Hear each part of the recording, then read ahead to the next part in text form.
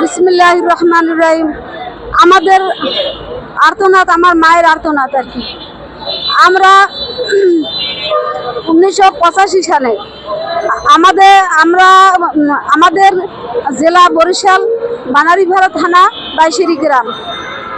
আমরা ছোটবেলা থেকেই আমার বাপদাদার সম্পত্তিতে বসবাস করি। নদীর পাড়ে বাইশেরি নদীর পাড়েই আমাদের বসত বিটা, সামনে চর আর কি। আমরা ওই চর বন্দোবস্ত করি, লিজ কেটে খাই। আমার পিতা থাকাকালীন অবস্থায় লিজ কেটে খাইছে, তারপর বন্দোবস্ত দলিলের ভূমিহীন করি। এর মাঝে ওই মিজান ওরা আবার বলছে যে আমরা ওখান থেকে ক্রয় করছি। ক্রয় করে বললে আমাদের জায়গা জমি বিটা বাড়ি গাছপালা ঘরবাড়ি থেকে উচ্ছেদের চেষ্টা করছে। তারপর মামলা হয়, বরিশালে মামলা হয়। মামলা হওয়ার পরে আমাদেরই বলছে যে ওখানে শান্তশিষ্ট থাক। তারা বলছে কোর্টের মাধ্যমে বলছে শান্তশিষ্ট থাক। তারা তাদেরকে কাগজ দিয়েছে, কাগজ দিয়েছে, বলছে এরকমের থাকবে, কেউ কোনো বিবাদ করবেন না। ওরা ওই অমান্য করে বিবাদ করতেছে।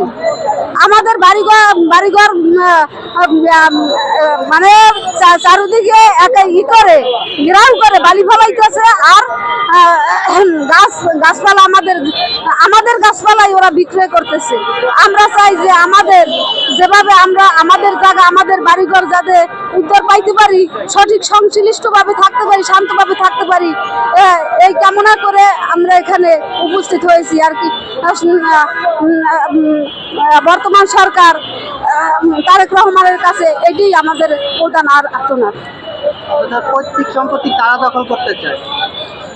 এই সম্পত্তি আমাদের পৈতৃক সম্পত্তির মাথায় আমরাই আছি। আমাদের এই বাড়িঘর খাইতেছে অন্য কারা দখল করতে চায়? কারা? নাম আবুল পিতা হাশেম আলী ব্যাপারী, অন্য অন্য জায়গায় বাড়ি আর কি। তারা আসছে আর কি দখল করে।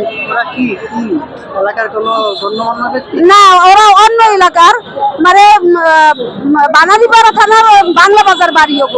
ওরা বলতেছে আমরা ভূমিহীন তো এই জায়গায় পাইছি। ওরা কি সাধারণ জনগণ না কেন দলীয়? সাধারণ জনগণ।